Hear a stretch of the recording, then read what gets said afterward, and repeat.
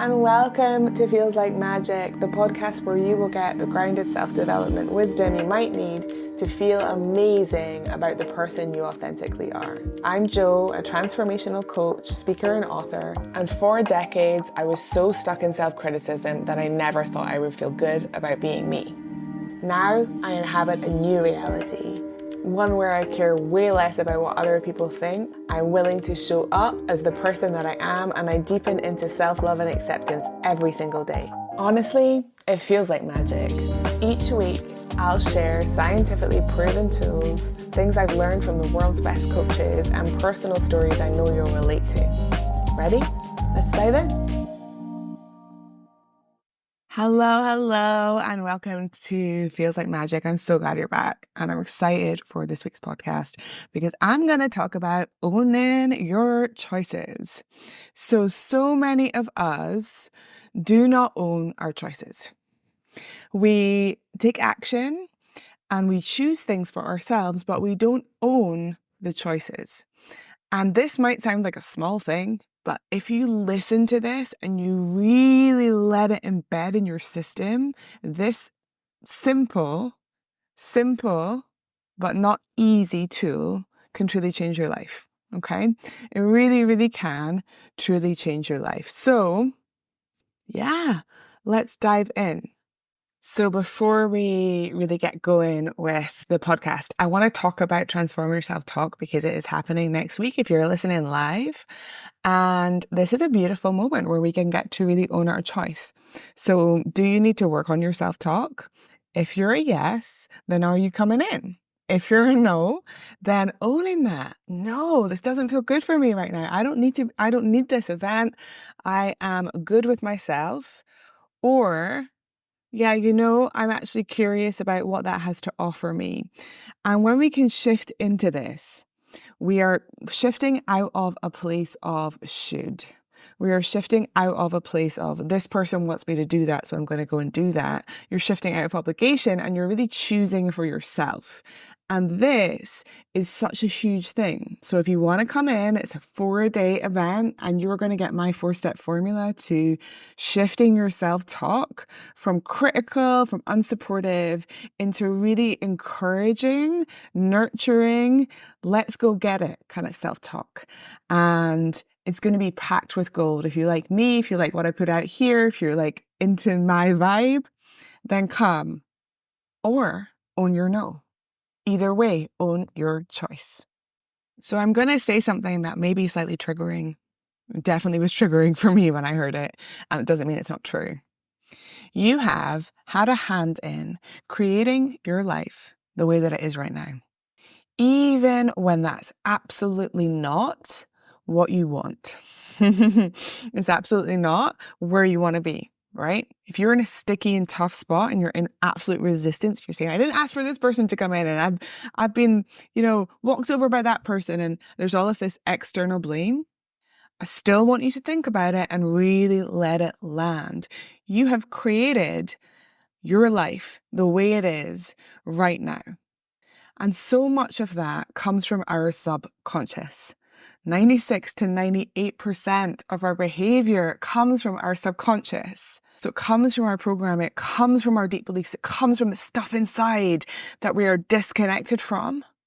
And that is what influences our choices. When you decide to take a step back from that and to tune into yourself and to really ask yourself, what is it that I want? And even better, what is it that I'm choosing? Then everything changes. Everything changes. And the reason that this is on my mind this week actually is that I was having a conversation with my sister. We were talking about guilt. And I was saying that the reason that so many of us feel guilty is that we're not willing to own our choices. We are not willing to own the choices that we have made. So instead we use guilt as a way to suffer, as a way to punish ourselves, even though we have no intention of changing what we've done. We have no intention of taking action. It happens in particular for social engagements. So it's like You already know that you don't want to go to the party, right? You just don't want to go. You're tired. You've had a lot on. You want to stay home and watch Netflix. But you tell a story that you should go to the party because the person running the party, hosting the party, they would really love to see you there. So you should go, but you don't want to go. So then you get yourself in this position where you might tell a white lie and then get yourself in hotter water because whenever we lie, guilt comes up.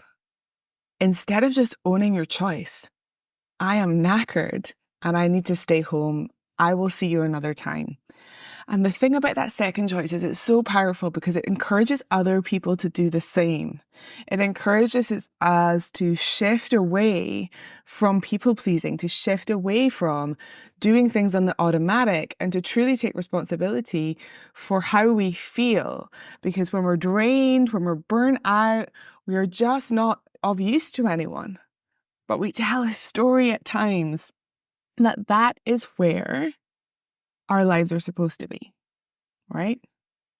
We have to be always working hard, or we have to be always pushing ourselves, or we have to see all of our friends, or whatever the thing is, instead of just taking responsibility for the fact that we're making a different choice. The average adult makes 36,000 decisions a day. It just blows my mind. And so many of them are made in the subconscious, right? They're so made in the subconscious. And we have an opportunity every day to start to own the decisions that we're making, to not be on the automatic programming and really come into our consciousness and decide. And what this looks like for me is there was a day, I think it was last week, yeah, where I just felt quite down. And I spent the whole morning watching Emily in Paris in my bed. And I made it wrong. I made it wrong. Instead of just saying, I am choosing right now to spend this time watching TV. TV for me is such a pleasure. Like, I remember being a little girl and getting up. I'd always be first in my family to get up and running to the TV and putting it on. And it's never really lost its appeal for me. I love TV. It's a genuine pleasure. Yes, there are times where I maybe numb out a bit, but there also is a real pleasure piece for me with television. So instead of owning my choice, I made it wrong. And one thing that I really want you to get away from here is good, bad, right, wrong thinking. What if there's no good and there's no bad? What if there's no right and there's no wrong? What if there's just what you choose? What if there's just what you choose? And if you're anything like me, you may be thinking, well, that's all great, right? But how do I make the right decision? How do I keep on choosing correctly? And our conditioning, I just want to preface this with, like, our conditioning on this goes so deep because from the moment we're born, we are conditioned into good and bad and right and wrong. So our very first experiences of life are in that conditioning. And that's a learned program that served us at some point, you know, when our parents needed us to stop throwing the food across the room. That language is used, right? And as adults, it really, really restricts and limits our life force, our energy, what we decide to do, what we decide to create. Because if everything is right, wrong, good or bad, then we're so afraid a lot of the time of making the quote unquote wrong decision. We're so afraid of not getting it right. We're so afraid that we're going to do something that's going to make us a bad person. So we really want to look at that conditioning and really step out of it and be like, okay, what if there's just what I choose? How does that then influence my life? Because we're always choosing, even if we're not calling it a choice. So say that you're sitting at a dinner party and people are talking about something political and somebody says something that you really, really don't agree with, but you stay quiet. That is still a choice. We haven't called it that because it's your automatic programming. It's the thing that you've maybe always done, but it's still a choice. So I would love you, first of all, to just become really aware about when you're choosing. Are you choosing anger? Are you choosing to withdraw? Withdrawal is my parents, so it's the one that I relate to the most. Are you choosing those extra 10 hours of overtime that you don't get paid for? Getting really, really honest with yourself. What am I choosing? And is it something I continue to choose? Or do I want to move away from this thinking, this binary thinking? And a lot of the clients that I work with, they feel like on some level they're doing life wrong. Like there's some kind of script that they're just not on. And so even when they are making choices for themselves, they're telling themselves that they are not allowed to have them. It's like the conditioning that we're given around age. When you are 40 years old, like I am, you should have your hair a certain way. You should be in this position in life. You should have this kind of social situation. Now you can choose to buy into the idea that you're doing life wrong, or you can open up to, that wasn't what I chose. I chose something different. Can I be fully behind my choice? Why is my choice amazing for me? Why might it be amazing for other people? Because let me tell you, when you try and fit yourself into a box, it doesn't work. It causes resentment. It means that you can't really be your true self, and it leaves you restricted and limited. And I'm guessing that when you come into your conscious mind, that's not how you would choose to live. That's not how you would choose to be. And I'm going to touch on, as I probably always will, because honestly, it's a thread that follows in every piece of teaching and everything that I believe is true. Your inner child is really going to start acting up when you step into the choosing, because your inner child didn't have a lot of choice. Your inner child didn't have a lot of agency. And so when we start to, as an adult, say, hold on, I'm going to take responsibility actually for my life. I'm going to stop blaming other people. I'm going to stop blaming circumstance. I'm going to stop blame. And I'm going to come into my sovereignty, my being, my power. Your inner child is going to find this really unfamiliar. And when that happens, quite often, our inner child feels very unsafe. So there will be a level here of making these choices feel safe to the part of you that needs reassurance, the part of you that feels scared, the part of you that wants to hold yourself back. So for example, for me today, this is the first time I'm doing this part, not all of it, part of this podcast on video, because video doesn't feel as comfortable for me.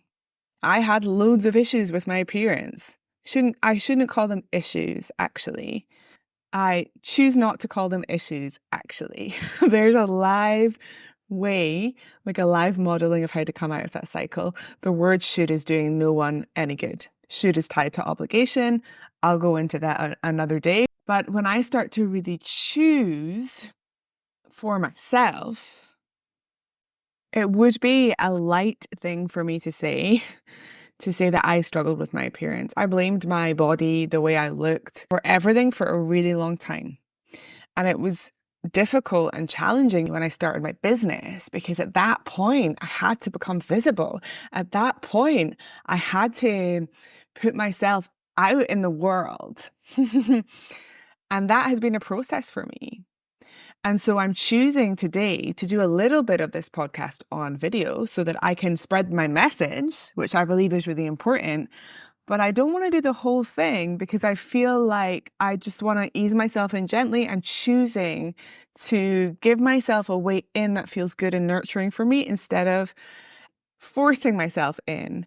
And the image that always comes to me, somebody talked to me about this once, is like, if a kid is nervous about going to a party, you don't just stand at the door and shove them in. Well, I mean, you might, but a lot of us would just say, it's okay. It's okay if you feel nervous. Why don't you go and try it? You can always come out. You can always come home. Okay. And it's that kind of energy. It's like, I'm choosing to nurture myself. I'm choosing to grow at a pace that feels good for me. And can I be fully in that choosing? Okay. This also counts for criticizing yourself. So When you have an awareness, and again, if you don't have an awareness of how you're criticizing yourself, but you know that you do it, come to Transform Your Self-Talk next week. But once you have an awareness of like, these are the things that I'm saying to myself, you then have a choice. Oh, I can continue to tell myself that I'm a loser because I'm single, or I can choose to step into what I know to be true, which is that having a relationship does not define me. So it's all about choice. But this is a big mindset shift. It's a simple thing, but it's so big because it goes so deep. The other cycle, you've been doing it for however long you've been on the planet, right? And so it really is a huge step change. But what is on the other side of owning your choices is that you feel powerful. Who doesn't want to feel powerful? Like, you feel like you have agency. And when we don't feel like we have agency, when we feel like we're not worthy, that we're not deserving, and we can't have what we want, we are really going into the realms of depression, the realms of anxiety. Self-sabotage probably comes up, perfectionism probably comes up, all of these behaviors that aren't truly who we are and that stop us from enjoying our life. So, if you are now on board with owning your choices, my love, with really stepping into it's my life, mine. I'm here and I get to choose. I have agency. There might have been times in the past where I felt like I didn't get to choose and that was painful, but now I do. When we come into this place, oh, it's so good because we really start to make the change that we truly, truly desire. So, what do you do? I always want to be giving practical advice because awareness gets us so far, but unless we actually do something differently, it's not going to work.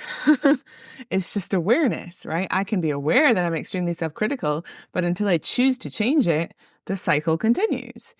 So when we get to this point, we get to start taking action. And this for me was the beautiful thing about having a coach.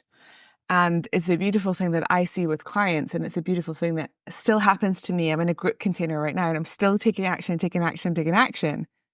because when we have another person to be accountable to, we're so much more likely to take the action.